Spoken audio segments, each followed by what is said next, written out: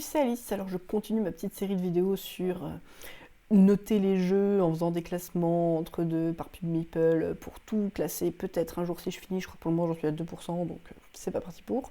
C'est des jeux de ma ludothèque au sens très large auxquels je jouais. Des jeux un peu aléatoires, c'est l'occasion d'en parler. Alors, ici on a donc Pandemic The Cure, donc Pandemic le remède, la version avec les dés.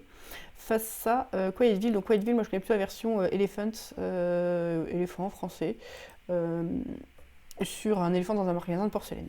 Donc Elephant c'est vraiment assez sympa, globalement c'est un petit jeu de cartes, moi je le trouve assez malin, où le but c'est de récupérer un maximum de valeur de porcelaine, mais pour récupérer de la porcelaine, il va avoir besoin d'acheter avec des billets, et pour avoir des billets, on doit récupérer des éléphants qui cassent certains types de porcelaine. Toute une porcelaine verte, toute une porcelaine paire, toute une porcelaine, voilà, des choses comme ça. Et donc il y a des petites questions de timing sur quoi récupérer quand, comment pas se faire piéger, avec une limite d'argent à dessous, donc on est obligé vraiment d'alterner. Et je trouve ça bien malin, c'est vraiment sympa, c'est un jeu que j'aime bien sortir de temps en temps. Pandemic le remède, avec les dés, il est très fluide, il est très facile à sortir. Les règles sont peut-être pas tout à fait intuitives parce qu'en gros on lance autant qu'on veut et puis on utilise des symboles un peu au fur et à mesure. Juste si on a des faces qui sont les mauvaises faces, bah, ça nous les bloque et ça nous rattrape un peu sur la catastrophe. Le système il marche vraiment bien avec de la coordination comme dans le pandémique. Il n'y a pas le côté géographique des lieux, mais il y a le fait de réussir à être au bon endroit au bon moment, de se passer les dés avec les remèdes et de tenter de les faire. Je trouve que vraiment il marche très bien. C'est un jeu que j'aime beaucoup sortir en très facile à sortir. Voilà. Très facile à installer. Praga face à Next Station London. Donc Praga c'est un sushi qui est vraiment sympa. Moi j'ai moyennement envie d'y jouer en général. Et la dernière fois que j'ai sorti, ça m'a fait super plaisir. En mode, ah oui, vraiment, c'est bien. On va construire des villes, on va faire des trucs de connexion. Il y a un système à base de roues d'action où quand on prend une action, ça fait longtemps qu'elle n'a pas été choisie, on a un bonus. Mais surtout qui nous donne et l'action et le bonus avec vraiment tout le temps des dilemmes assez intéressants. Et Next Station London, c'est un espèce de roll and write avec du flip and write où on dessine un réseau londonien. La manière de faire des points est assez cool, il faut visiter différents quartiers et avoir beaucoup de maisons dans un même quartier. Je trouve que les parties quand même se ressemblent pas mal. En fait, il y a 4 lignes qui vont passer et donc on va jouer chaque tour quelqu'un une ligne et après on va faire tourner les crayons. Donc c'est pas mal du tout. Je trouve que les parties se ressemblent au bon moment. Praga c'est bien. Clunker, alors ça c'est un vieux jeu auquel j'ai pas joué depuis très longtemps. On achète des diamants et c'est un jeu de cartes et c'était vraiment pas mal. Moi j'aimais bien. Et Mice, c'est un jeu avec des dés. Mice to Meet You, j'avais plutôt bien aimé le découvrir. Et après, bon, c'est un peu toujours pareil quand même. C'est pas deux jeux exceptionnels, mais je vais choisir Clunker.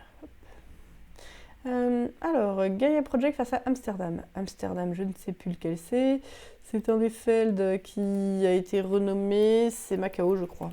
Hop, si je me comprends pas. Ouais, c'est Macao, c'est sûr. Hop, Amsterdam, ça réimplémente Macao. Macao, j'aime vraiment beaucoup. La version Amsterdam, j'ai bien aimé. Je suis pas sûre que j'aime vraiment plus que Macao, mais ça avait l'air assez cool. J'ai pas essayé les mini-extensions qui sont dedans. C'est du bon Feld. Globalement, il y a une planification de cartes où on va aller placer nos cartes devant nous et il va falloir réussir à les résoudre assez vite. Et pour les résoudre, globalement, on va avoir pas besoin de cubes. Et à chaque tour, il y a 5 ou 6 couleurs. On lance les dés. Si on a un 3 bleu, ça veut dire qu'on peut prendre 3 cubes bleus dans 3 tours. Et on choisit 2 dés parmi ceux qui sont présents. Ils sont tous présents. Et après, ces cubes, on va pouvoir les utiliser donc, pour faire nos cartes et pour faire différents types d'actions. Avec des petites courses sur le plateau, ça rajoute un peu sur l'aspect course sur le plateau dans la version Amsterdam, ce qui est plutôt cool. Et voilà, et c'est bien. Macao, c'est bien. Et Gaia Project, pour le coup, c'est excellent. C'est donc Terra Mystica V2, avec un gros aspect développement technologie, beaucoup de spécialités et de pouvoirs qui vont nous permettre de faire un peu des choses. Alors, pas des pouvoirs si particuliers que ça, mais différentes combinaisons de revenus et de tuiles qui vont nous permettre de changer comment ça joue, vraiment de vraiment s'orienter vers des choses. C'est un moteur économique où plus on se développe, plus on a d'argent pour se redévelopper et que globalement ça va être très lié au point de victoire à la fin. Il y a des questions de timing sur faire les bâtiments au bon moment pour que ça nous rapporte des points. Globalement, pour le Gaia, c'est bien. J'en ai encore refait un la semaine dernière. Là, c'est bien à chaque fois. Hop. Robomaster, j'ai oublié ce que c'était. Face à Flank, j'ai oublié ce que c'est. Alors globalement, Robomaster, je me souviens plus bien, mais il y avait effectivement des grilles de de tuiles où on allait prendre des robots. Je m'en souviens plus, très honnêtement. Et Flanks, j'avais dû jouer sur la version Omega et franchement, je me rappelle plus. Il y a l'air d'avoir des cartes avec des jetons jeu. Voilà. Donc globalement, je me rappelle plus, je vais juste les supprimer. Hop, voilà. Alors, Pen Zero face à Mr. Jack. Pen Zero, c'est un jeu de déduction avec des bonnes idées et des différents modules qui marchent un peu moyennement. C'est joli, enfin il y a du matos assez classe. Et j'en ai parlé dans un ancien vidéo, j'avais été assez motivée par les premières parties. En fait, des fois il y a des parties qui marchent bien, et dans ce cas c'est assez cool. C'est des devinettes un peu l'une après l'autre, façon, disons, Sudoku, ou enfin par élimination on va trouver des choses. On va un peu essayer de deviner aussi en fonction du placement. En fait, il y a un placement de tuiles, et en fonction de ce placement de tuiles, ça nous permet de poser des questions plus ou moins pertinentes. Donc la manière de lier ce placement de tuiles à la question qu'on pose est vraiment sympa. Et il y a des bonnes idées pour le faire varier autour. Après, il y a beaucoup de parties qui en fait marchent mal. Et ça, c'est un peu problématique quand même. Mr. Jack, pour le coup, c'est un jeu de déduction à 2 joueurs qui marche vraiment très bien. Il y en a un qui joue Jack et l'autre qui joue Sherlock Holmes, je crois. Et enfin, en tout cas, la police. Et on doit aller... Donc quand on est Mr. Jack, se planquer, l'autre le trouver et bloquer la sortie. Et pour ça, il va y avoir différents personnages sur le plateau. Mr. Jack est un de ces personnages et à chaque tour, on va savoir s'il est dans la lumière ou pas. Avec différents pouvoirs qui jouent sur la lumière, chaque personnage a son petit truc, différentes petites actions à faire pour intervenir. Et ça marche bien, j'en ai refait récemment, c'est cool. C'est pas tout à fait un jeu pour moi à 100% parce qu'il faut envisager tout ce qui est possible, mais c'est cool. Altiplano, donc Altiplano ça ressemble à un autre jeu. Voilà, ça dit grand chose. C'est peut-être un peu comme Orléans avec des ressources, des trucs et tout. C'était vrai. Il y avait des trucs vraiment très sympas dedans. Et un truc pas parfaitement équilibré où au début il y avait une tuile qui venait du cacao qui était trop forte ou une histoire comme ça. J'aimais bien le principe, j'y ai assez peu joué. En fait, c'est un bon Eurogame et les trucs sont très sympas. Il lui manque un truc pour vraiment se démarquer de ce qui se fait dans la catégorie. Astef the Virus, c'est un jeu 3 joueurs, mais aussi solo ou à 2, coopératif pour aller combattre des zombies avec du deck building. Et en fait, moi je trouve qu'il marche plutôt bien, qu'il est plutôt assez cool. De mémoire, c'est un de ceux qu'on fait Terraforming Mars, voilà, mais ça n'a rien à voir. C'est vraiment du deck building, enfin de survie, de résistance aux vagues sur les différents objets, comment est-ce qu'on va les préparer, tout ça. Et j'en ai fait pas mal de parties finalement. Hop, Nippon face à Fire. Alors Nippon, j'adore. C'est un Eurogame vraiment où on va développer de l'industrie au Japon, avec un système un peu de majorité sur le plateau. Et pour ça, il va y avoir un système de meeple qu'on va récupérer petit à petit du milieu du plateau. On aime bien avoir un peu les mêmes couleurs, donc ça va nous orienter sur les suites d'actions qu'on va choisir de faire. Et on va surtout s'orienter en choisissant différentes usines, de quelles usines on va faire pour aller prendre des positions sur le plateau. Et la manière dont on peut prendre des positions et dont ça peut bloquer les autres est vraiment cool. Par contre, ça ne marche qu'à 4 joueurs. Et c'est vraiment un jeu que je trouve extrêmement intéressant. Moi, j'adore Nippon. Et Fire, c'est plutôt rigolo, ça mime un peu un jeu d'arcade, c'est un solo de Freeman Freeze qui doit pouvoir se jouer à 2.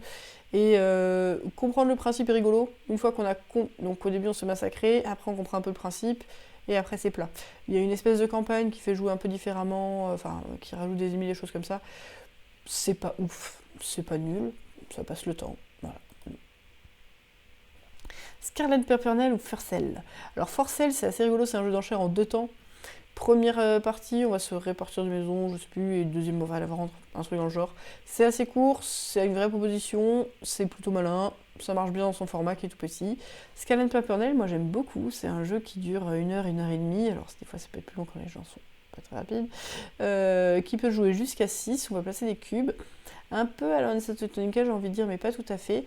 Il y a un petit truc un peu tordu qui est qu'on va avoir un bonhomme qui va faire un circuit à la fin de chaque tour. Et si un circuit entièrement sécurisé, donc avec des cubes tout du long, il va prendre ce chemin-là. S'il y a des choix, c'est celui qui s'est mis sur l'action, choisir ce qu'il va faire, qui va choisir. Et il y a pas mal de choses comme ça où globalement le but c'est de poser un cube pour faire un point.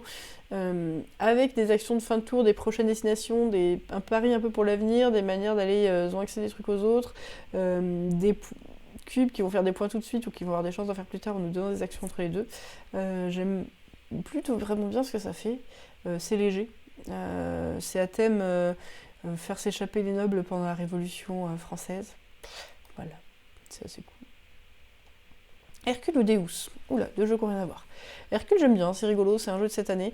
Un tout petit jeu où on va aller devoir faire avec 2 dés tous les chiffres de 1 à 12, et le premier qui a eu cette série de chiffres de 1 à 12 va déclencher la fin de partie, et là on va marquer des points. C'est un peu plus intéressant que ça, parce que quand on va utiliser des dés, on va pouvoir faire des opérations, plus, moins, multiplier, diviser, et ça va nous permettre de récupérer certains types de cartes qui vont donner des bonus utilisables en utilisant les cubes qu'on récupère au fur et à mesure de la partie. Si à un lancer on peut rien faire, on a une compensation. Il y a des questions de course, il y a des questions d'avancer petit à petit pour essayer d'avoir les dieux en premier, ou faire des grands bonds pour avoir des gros bonus. Vraiment, je le trouve malin comme tout, très sympa à sortir dans son format. C'est beaucoup de la combinatoire, un peu d'enchaînement d'actions, et c'est pas vraiment des maths, on fait des opérations, mais c'est pas le parti opération qui est difficile. Deus, c'est un jeu qui est pas si gros format que ça, plutôt Eurogame, qui va se jouer assez vite, avec un système de cartes assez cool. Il y a 4 ou 5 couleurs de cartes qui vont correspondre à 4 ou 5 types de bâtiments, et on va pouvoir aller jouer ces cartes en installant des bâtiments, ou alors aller en défausser pour avoir le bonus de défausse de ces cartes-là. Ça s'enchaîne bien, c'est tout petit sur le plateau, il y a vraiment d'être le premier à prendre la place, d'aller récupérer les points qu'il y a à faire là où ils sont à faire, et d'être au plus efficace. La partie finit assez vite, c'est une espèce de course. Voilà, donc c'est assez cool. Je vais quand même dire Deus parce que je pense que c'est plus sympa. Deus, je trouve qu'on s'en lasse, il y a une extension qui permet de vraiment varier les cartes, mais je trouve qu'on se lasse quand même un peu du principe à force. Après, j'ai quand même beaucoup joué. Hercule, forcément, on s'en lasse plus vite, mais c'est un petit jeu. Colorado, donc ça c'est un jeu tout récent, donc un peu de cette famille avec du roll and write dedans, et Terre d'Arles. Donc Terre d'Arles, c'est un gros Rosenberg pour 2 joueurs uniquement, avec vraiment de la pose d'ouvrier qui va nous permettre de développer des filatures de coton, des choses comme ça et tout, pour aller marquer des points de victoire en ayant visité des villages et livré des biens. On ne livre pas vraiment des biens, mais peut-être un peu.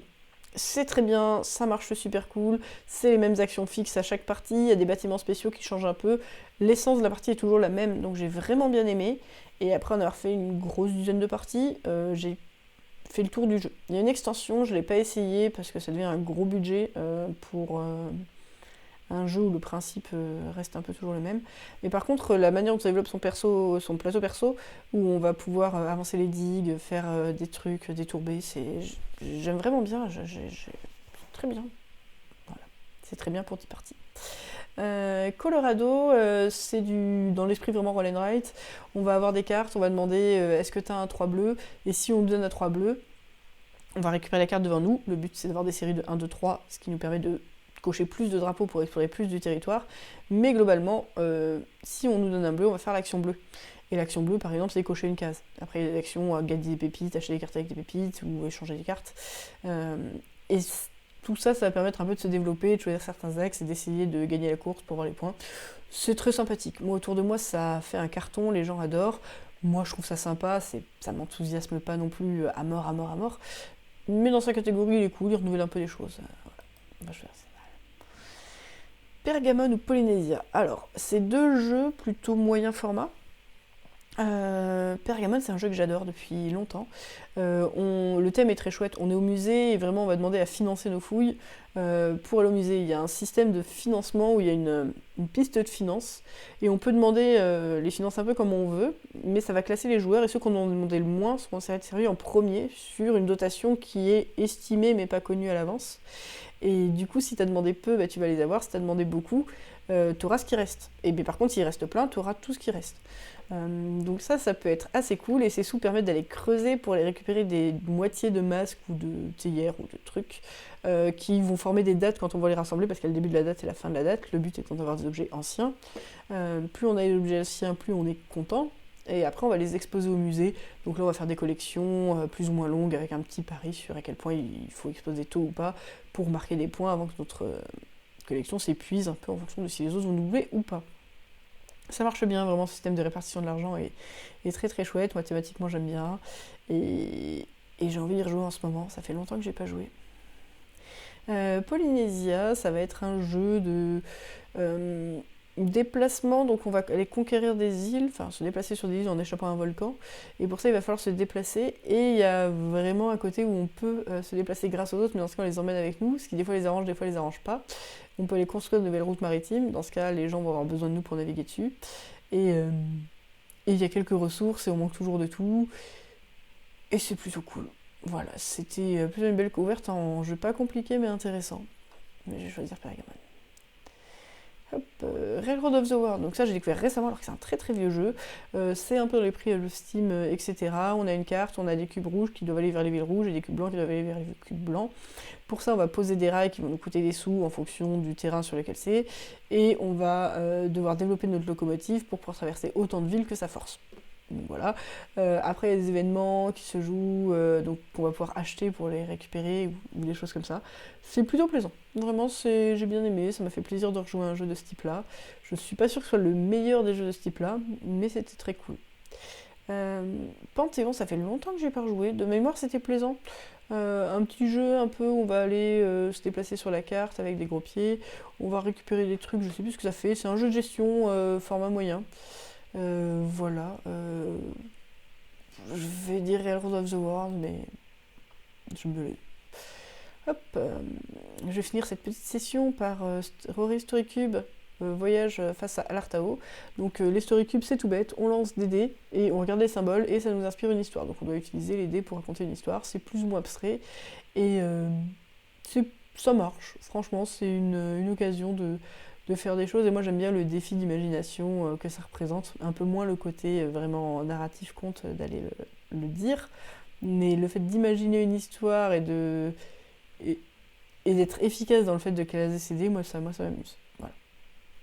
C'est un jeu, c'est voilà. Alartao, c'est du Rodenberg, c'est de la gestion, avec de la pose d'ouvrier qui est vraiment assez sympa. Il y a vraiment j'en ai parlé très récemment, je crois. Je sais plus si j'ai fait une vidéo ou pas. Mais on va piocher plein de cartes, il y a pas mal de hasard. Ça va nous guider un peu dans ce qu'on va faire. Il y a des conditions du genre on va avoir autant de champs que de moutons. Et ça va nous donner des bonus qui vont nous redonner des choses. Il y a un vrai côté hasard dans la pioche des cartes. Il y a quand même un vrai côté choisir comment on va se développer. C'est pas de lui maîtriser. Le score, quelqu'un peut gagner pour une raison un petit peu indue ou pas, peu importe. Mais on est content de se développer, on est content de faire son truc. Et par contre, sur le plateau, les emplacements d'ouvriers sont assez chers. On est sans arrêt en train de regarder ce que les autres peuvent vouloir et se précipiter sur ce qui risque d'être couru, ce qui est quand même souvent assez similaire. Voilà, quand il y a une action vraiment pas chère, on le sait, parce que du coup, une action en fait, à 3 emplacements, le premier emplacement coûte 1 ouvrier, le deuxième 2 ouvriers, le troisième 3 ouvriers. Et donc si c'est déjà occupé, ça va coûter de plus en plus cher et ça va être que partiellement nettoyé. Il y a un système qui fait qu'on va avoir de plus en plus d'ouvriers si on arrive à se développer assez vite, des revenus par tour, des phases de jeu qui permettent d'avoir des revenus, de planter des légumes, de faire du lait avec nos boutons. Je trouve ça très bien, enfin c'est pour moi. Voilà, je vais m'arrêter là pour cette petite session et puis à une prochaine. Bisous. Salut.